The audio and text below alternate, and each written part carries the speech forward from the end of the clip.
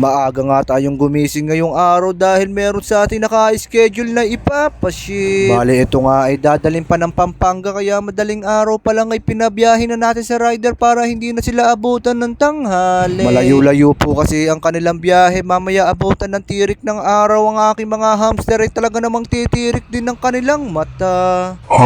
Bale, ito nga ay mga Campbell Dwarf Rex at two-way 25 na piraso. Bale, naubusan na nga tayo ng pipino kaya itong mga saging na lang ang aking ibinigay. At syempre, hindi nga mawawala itong Only Pops Food Mix by Hamid Dwarf. Ang ating highly recommended na pagkain para sa ating mga alagang gerbil rat at hamster. Bale, hindi ko na nga ito nilagyan ng screen sa butas dahil sa sobrang taas niyan ay hindi naman na nila maaakyat yan. Kung mapapansin nyo, ang ating mga alagang hamster sa kulungan ay talaga naman mga nagwawala. Ganyan talaga ang mga hamster kasi sila ay nocturnal, sa gabi talaga ay sobrang lilikot nila. Kaya pag ang iyong alagang hamster ay malikot sa umaga malamang iyan ay stress. Kasi kung mapapansin nyo, ang mga hamster ay gising na gising sa gabi kaya dapat sa umaga sila ay natutulog na lang. At nang matapos nga nating ibalot ang ating mga Campbell Dwarf Rex ay dito naman tayo magbabalot sa mga normal. Bali, umorder nga din po na 50 peraso itong ating customer. Bali, ito nga ay dinali-dali ko na kaagad na repack dahil naandyan na pala yung rider nag-aantay sa baba. At syempre lalagyan niya din po natin ito ng saging at syempre ang ating Only Pops Food Mix by Hamid Dwarf. Bali, ayan nga po yung paboritong pagkain ng aking mga alagang hamster at mabibili niyo po yan sa aking TikTok at Shopee shop. Lagi ko nga po yan nilalagay sa comment section yung link para kung sakaling o-order ang aking mga customer ay pipindutin na lang nila.